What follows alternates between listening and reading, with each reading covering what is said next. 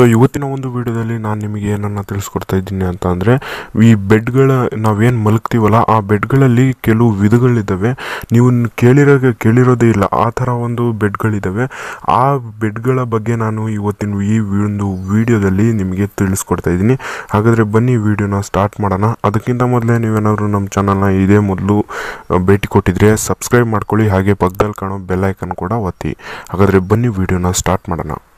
So ಮೊದಲನೇ bed ಬಂದ್ಬಿಟ್ಟು the water bed. ಈ ಕಂಪ್ನಿ ಹೆಸರು ಅಂದರೆ ಈ ವಾಟರ್ ಬೆಡ್ ತಯಾರಿಸುವಂಥ ಕಂಪ್ನಿ ಹೆಸರು ಬಂದ್ಬಿಟ್ಟು the water bed outlet private limited ಅನ್ನುವಂಥ ಕಂಪ್ನಿ ಈ ವಾಟರ್ ಬೆಡ್ ಅನ್ನುವಂಥದ್ದನ್ನು ತಯಾರಿಸುತ್ತೆ ಅಂತಲೇ ಹೇಳ್ಬೋದು. ಹಾಗೆ ಈ ಬೆಡ್ ಇದರ ವಿಶೇಷ ಏನಂತ ಅಂದರೆ, ಇದು ತುಂಬ ಸಾಫ್ಟ್ ಅಂದರೆ ತುಂಬ ಸಾಫ್ಟ್ ಆಗಿರುತ್ತೆ. ಇದರ ಮೇಲೆ ನಾವು ಮಲಗಿದ ತಕ್ಷಣವೇ ನಾವು ನಿದ್ರೆಗೆ ಜಾರುವಂಥ ಸನ್ನಿವೇಶವನ್ನು ನಾವು ನೋಡ್ಬೋದು. ಹಾಗೆ ಈ ಬೆಡ್ನಲ್ಲಿ ಬಂದ್ಬಿಟ್ಟು ಹತ್ತಿ ಹಾಗೂ ಸ್ಪಾಂಜ್ ಇವೆಲ್ಲ ತುಂಬಿರ್ತಾರಲ್ಲ ಕೆಲವೊಂದು ಬೆಡ್ಡಲ್ಲಿ, ಅದು ಈ ಬೆಡ್ಡಲ್ಲಿ ಇರಲ್ಲ, ಬರೀ ನೀರನ್ನು ತುಂಬಿರ್ತಾರೆ ಅಂತಲೇ ಹೇಳ್ಬೋದು. ಹಾಗೆ ಈ ಬೆಡ್ಗೆ 400 kg ತೂಕವನ್ನು ತಡೆಯುವಂಥ ಸಾಮರ್ಥ್ಯವನ್ನು ಈ ಬೆಡ್ ಹೊಂದಿರುತ್ತೆ ಅಂತಲೇ ಹೇಳ್ಬೋದು. ಎರಡನೇದು ಐನಿಕ್ಸ್ ಬೆಡ್. ಇನ್ನು ಈ ಬೆಡ್ನ ಮಿನಿ ಸಿನಿಮಾ ಥಿಯೇಟರ್ ಅಂತಲೇ ನಾವು ಹೇಳ್ಬೋದು.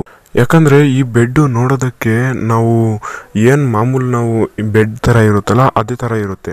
ಆದರೆ ನಾವು ಒಂದೇ ಒಂದು ಬಟನ್ ಪ್ರೆಸ್ ಮಾಡೋ ಮೂಲಕ ಇದು ಮಿನಿ ಸಿನಿಮಾ ಥಿಯೇಟರ್ ಆಗಿ ಬದಲಾಗುತ್ತೆ ಅಂತಲೇ ಹೇಳ್ಬೋದು. ಸೊ ಈ ಬೆಡ್ನ 2-in-1 ಬೆಡ್ ಅಂತಲೇ ನಾವು ತಿಳ್ಕೊಬೋದು ಅಂತಲೇ ಹೇಳ್ಬೋದು. ಸೊ ಯಾಕಂದರೆ ಈ ಬೆಡ್ಡಲ್ಲಿ 55 ಇಂಚಿನ ಫುಲ್ HD ಟಿವಿಯನ್ನು ನಾವು ಕಾಣ್ಬೋದು. ಹಾಗೆ 7.1 ಸರೌಂಡ್ ಸೌಂಡ್ನ 4 ಸ್ಪೀಕರ್ಗಳಿರ್ತವೆ. ಹಾಗೆ ಒಂದು ಪ್ರೊಜೆಕ್ಟರ್ ಇರುತ್ತೆ. ಎಲ್ಲದೂ ಸೇರಿ ಒಂದು ಮಿನಿ ಥಿಯೇಟರ್ ಅಂತಲೇ ಹೇಳ್ಬೋದು. ಮೂರನೇ ಬೆಡ್ ಬಂದ್ಬಿಟ್ಟು ದ ಫ್ಲೋಟಿನ್ ಬೆಡ್. ಈ ಬೆಡ್ಡು ನಾವು ಕೆಳಗಡೆ ಆರಿಸೋದಾಗಿರಲಿ ಕೆಳಗಡೆ ಮಲ್ಕೋದಾಗಿರಲಿ ಆಗಿಲ್ಲ, ಇದು ಗಾಳಿಯಲ್ಲೇ ತೇಲುತ್ತೆ ಅಂತಲೇ ಹೇಳ್ಬೋದು. ಸೊ ನಾನು ಆಗಲೇ ಹೇಳ್ದಾಗೆ ಈ ಬೆಡ್ ಏನಿದೆಯೋ ಇದಕ್ಕೆ ಕಾಲ್ಗಳಂತ ಏನೂ ಇರೋದಿಲ್ಲ. ಇದು ಸಂಪೂರ್ಣವಾಗಿ ಗಾಳಿಯಲ್ಲೇ ತೇಲ್ತಿರುತ್ತೆ ಅಂತಲೇ ಹೇಳ್ಬೋದು. ಅದು ಹೇಗೆ ತೇಲ್ತಿರುತ್ತೆ ಅಂತ ಅಂದರೆ, ಈ ಬೆಡ್ಗೂ ಆಮೇಲೆ ಗ್ರೌಂಡ್ನ ವಿರುದ್ಧ ಅಂದರೆ ಮ್ಯಾಗ್ನೆಟಿಕ್ ಪವರ್ ಏನಿರುತ್ತಲ್ಲ ಅದು ವಿರುದ್ಧ ದಿಕ್ಕಲ್ಲಿ ಇವ್ರು ನಿಲ್ಸಿರ್ತಾರೆ ಗ್ರೌಂಡಲ್ಲಿ ಅಂತಲೇ ಹೇಳ್ಬೋದು. ಹಾಗಾಗಿ ಈ ಬೆಡ್ಡು ಗಾಳಿಯಲ್ಲಿ ತೇಲ್ತಿರುತ್ತೆ ಅಂತಲೇ ಹೇಳ್ಬೋದು. ಸೊ ಈ ಬೆಡ್ ಬಂದ್ಬಿಟ್ಟು 900 kg ತೂಕವನ್ನು ಒತ್ತುವಂಥ ಸಾಮರ್ಥ್ಯವನ್ನು ಹೊಂದಿದೆ ಅಂತಲೇ ಹೇಳ್ಬೋದು ನಾವು. ಸೊ ನೆಕ್ಸ್ಟ್ ಬಂದ್ಬಿಟ್ಟು WWE ಬೆಡ್. ಈ ಬೆಡ್ ಬಂದ್ಬಿಟ್ಟು ದೊಡ್ಡವರಿಗೆ ಇರೋದಿಲ್ಲ, ಅಂದರೆ ಸಣ್ಣ ಮಕ್ಕಳಿಗೆ, ಅಂದರೆ ಸಣ್ಣ ಮಕ್ಕಳು WWE ತುಂಬಾ ನೋಡ್ತಿರ್ತಾರೆ, ಹಾಗೆ ಎಂಜಾಯ್ ಮಾಡ್ತಿರ್ತಾರೆ, ಅವರಿಗೋಸ್ಕರನೇ ಅಂತ ತಯಾರಿಸಿರುವಂಥ ಇದು ಬೆಡ್ಡು. ಇದರಲ್ಲಿ ದೊಡ್ಡವ್ರು ಮಲ್ಗೋಕ್ಕಾಗಲ್ಲ, ಇದರಲ್ಲಿ ಚಿಕ್ಕವರು ಅಂದರೆ ಸಣ್ಣ ಮಕ್ಕಳಿಗೋಸ್ಕರ ಮಾಡಿರೋವಂಥ ಬೆಡ್ ಆಗಿರೋದ್ರಿಂದ ಅವರೇ ಮಲ್ಕೋಬೋದು ಅಂತಲೇ ಹೇಳ್ಬೋದು. ಹಾಗೆ ಈ ಬೆಡ್ ಮೇಲೆ WWE ಸ್ಟೆಂಟ್ಗಳು ಏನಿರ್ತಾವೋ ಅವೆಲ್ಲ ಈ ಬೆಡ್ ಮೇಲೆ ಮಾಡ್ಬೋದು ಅಂತಲೇ ನಾವು ಹೇಳ್ಬೋದು.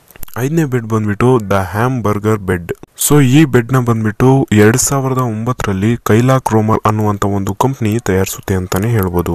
ಈ ಬೆಡ್ ಬಂದ್ಬಿಟ್ಟು ಚಳಿಗಾಲದಲ್ಲಿ ತುಂಬಾನೇ ಹೆಲ್ಪ್ ಮಾಡುತ್ತೆ ಅಂತಲೇ ಹೇಳ್ಬೋದು. ಯಾಕಂದರೆ ಈ ಬೆಡ್ ನೀವೇನು ನೋಡ್ತಿದ್ದೀರಲ್ಲ, ಈ ಬೆಡ್ಡು ಈ ಕೆಳಗಡೆ ಇರುವಂಥ ಒಂದು ಲೇಯರ್ನ ನಾವು ಕೆಳಗಡೆ ಮಾಡ್ಕೊಂಡು ಮೇಲಿರುವಂಥ ಫುಲ್ ಲೇಯರ್ನ ನಾವು ಮೇಲ್ಗಡೆ ಹಾಕ್ಕೊಂಡ್ರೆ ಸ್ವಲ್ಪನೂ ಚಳಿ ಆಗಲ್ಲ ಅಂತಲೇ ಹೇಳ್ಬೋದು. ಸೊ ಹಾಗಾದರೆ ನೋಡಿದ್ರಲ್ಲ ಬೆಡ್ಗಳ ವಿಧಗಳು. ಹಾಗೆ ಇದೇ ಥರ ವೀಡಿಯೋಸು ಇನ್ನೂ ಅಪ್ಲೋಡ್ ಮಾಡ್ತಾ ಇರ್ತೀನಿ ಅಂತ ಹೇಳ್ತಾ ಈ ವಿಡಿಯೋನ ಮುಗಿಸ್ತಾ ಇದ್ದೀನಿ. ಅಲ್ಲಿ ತನಕ ನೀವು ನೋಡ್ತಾ ಇದ್ದೀರಿ quick rock and roll Kannada YouTube channel. ನೀವೇನಾದರೂ ಸಬ್ಸ್ಕ್ರೈಬ್ ಆಗಿಲ್ಲ ಅಂದರೆ ದಯವಿಟ್ಟು ನಮ್ಮ ಚಾನಲ್ಗೆ ಸಬ್ಸ್ಕ್ರೈಬ್ ಆಗಿ, ಹಾಗೆ ವಿಡಿಯೋಗೊಂದು ಲೈಕ್ ಕೊಡಿ. ನಿಮ್ಮ ವಾಟ್ಸಪ್ ಗ್ರೂಪ್ಗಳಿಗೆ ಈ ವಿಡಿಯೋನ ಶೇರ್ ಮಾಡಿ, ಹಾಗೂ ಫೇಸ್ಬುಕ್ ಗ್ರೂಪ್ಗಳಿಗೂ ಕೂಡ ಶೇರ್ ಮಾಡಿ ಅಂತ ಹೇಳ್ತಾ ಈ ವಿಡಿಯೋನ ಮುಗಿಸ್ತಾ ಇದ್ದೀನಿ. Thank you.